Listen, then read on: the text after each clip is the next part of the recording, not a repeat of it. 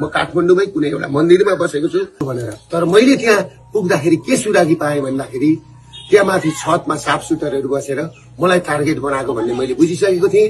र अर्को कुरो के थियो भन्दाखेरि मेरो कानको छेउबाट गोली गयो तिनकुनेमा पुग्दाखेरि।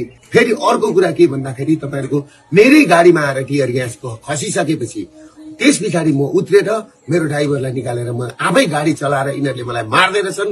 र यिनीहरूले मलाई कि त थुन्नु पर्यो गुन्जालो, जो पेरुको गुन्जालो बनाउने, या त बनाएर मलाई कि त थुन्नु पर्यो कि त मार्ने षड्यन्त्र गरेको मैले बुझिसकेपछि मेरो अन्त कहीँ उपाय नभएर म पुलिसको ब्यारिकेड तोडेर सुरक्षित स्तरतिर म पुगेको थिएँ। र म पुगेको हुँ र मैले पुलिसलाई चित्त दुखाउने काम मैले गरेको छैन। म आफू सुरक्षित हुन सुरक्षाकर्मीको घेरा तोडेर भित्र पसेको सुरक्षाकर्मीलाई म के भन्न चाहन्छु भने तपाईहरु प्रति मेरो कुनै लक्षित दुश्मनी होइन, तपाईहरु राज्यको संयन्त्र हो। तपाईहरुलाई पर्न गएको चोटमा म क्षमा चाहन्छु। तर एउटा कुरो के छ भन्दाखेरि दुर्गा प्रसाद तपाईहरुबाट टाढा छैन।